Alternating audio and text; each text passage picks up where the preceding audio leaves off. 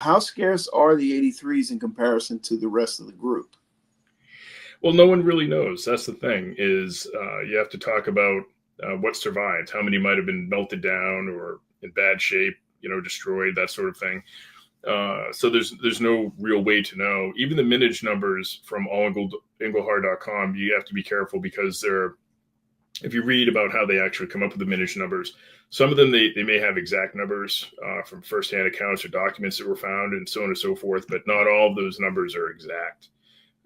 Still a wonderful resource though. Yeah, I was kind of blown away because actually I have one of Vegas's 83s. He sold one to me, and I think he sold one to LBS as well, right? I did a trade with LBS. Yeah. Oh, it was a trade. Yeah, yeah, Yeah. And yeah. then So I actually that was the traded. last one that I was missing out of the regular ones, and that was cool. Actually, I was missing the 86 and 87, which I got at that show, and then I got this one. So yeah, that was cool. That was really cool. I never knew how rare the 83s were, or how coveted they were, if you will. But God, I'm I sorry. actually traded away two of them at the Vegas coin show to the same lady, Mm. um, two different times, I believe, and it was for. I ended up getting 2 ounces back for the 83, so I was happy. Turned 1 ounce into two. Yeah, what is the premium normally run on those? Do you know? On the 83s, Yeah. Yeah, oh, Jeff. they range. Oftentimes on eBay, that's a good indicator. Not that everybody wants to pay eBay prices, but you often see them going for 80, 90, $100, at least in the past. I'm not sure if there are any listed right now to be able to check out.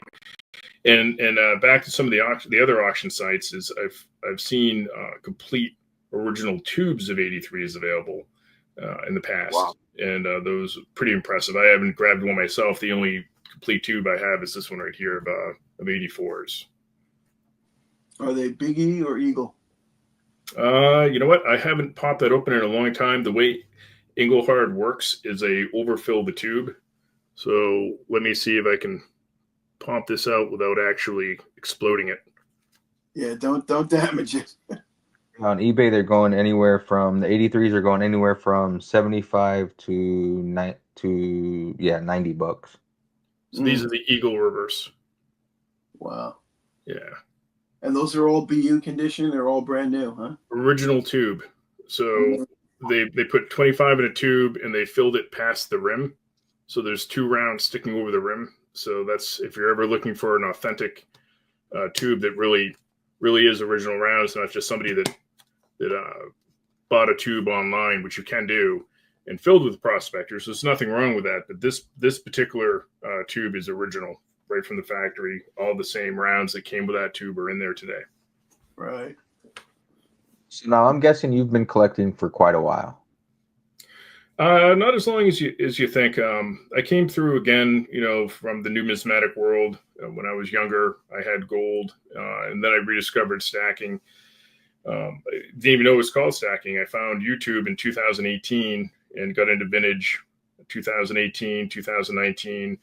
And back then, which wasn't, what's that, 6, 7 years ago. So it's not, not too long ago, but just in that short period of time, there wasn't really a vintage market per se, you know? Hmm. Interesting.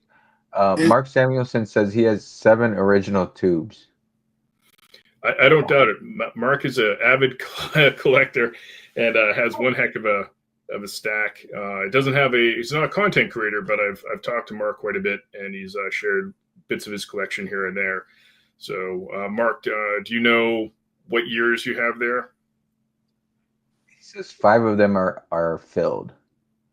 Oh, so he has 7 original tubes, and he's filling. So he might be filling those as he collects, which is another way to go about it for sure. yeah. That's cool. That's interesting. Yeah, you fill up each year as you get them. Yeah, yeah, it's a great way to do it. And the tubes themselves are hard to find, and I've seen them go for $100 for an empty tube before on eBay. So I have one empty tube in my collection that I found, believe it or not, at a coin shop just sitting there randomly. I think they just handed it to me. They're like, yeah, you can have the tube. It doesn't matter. Wow. So I was Oh, very excited for that. So he says he has all but the 83 and 87. And the 83 and 87, obviously 83 being the key date, 87 is right behind it. Again, same mintages, but for some reason the 87s are the second least to survive, let's say. It's the semi-key date, they say, right? Yeah, it's semi-key date. I mean, who knows? It could be a key date, but I do see more 87s than 83s out there. Wasn't long ago. It might have been 4 months ago since I've been to the one coin shop here, but they had a tray of prospectors that they've had for over a year, and I think they had a couple 87, and then the other just common date, but like they wouldn't come down on the price at all on them, which was crazy, and they sat there for over a year that I know that they were in there. So the two coin shops that I go to refuse to put any Engelhard prospector easy date or hard date out for sale at all. They won't do it. So Just hoard them. yeah, you have to know they're there, which is bizarre to me because they could sell them. Even the easy dates would sell fairly quickly if collectors go in there. But having rapport with these coin shop owners are key because they're a lot of them are collectors themselves, and they're not going to let certain pieces out of their sites. So buying a lot from a local coin shop and then selling and having that transaction history, proper store etiquette, which is very important. Very, very important for a collector, because then you're going to be able to kind of pry some of these pieces away from those coin shop owners. They're holding on with both hands, it's like, and a lot of them are probably older guys too, they've been around for a long time, and there's not that many young people in stacking that they can really feel comfortable passing it along to. Yeah, I mean, I hang out at the coin shop every once in a while, and I've got to tell you, in this area, we've seen some younger people come in. You're right, though. Most are older.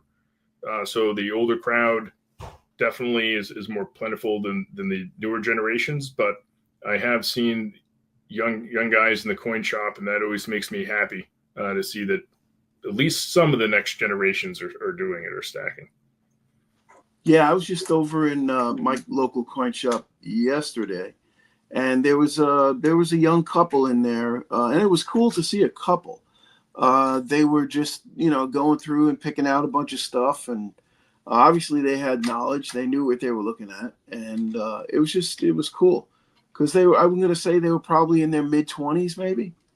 And they were stacking as a team, as a couple. Right, exactly, which is great. That's you don't see that very often. Thank you, everybody, for watching. Keep an eye out for part 3 coming soon.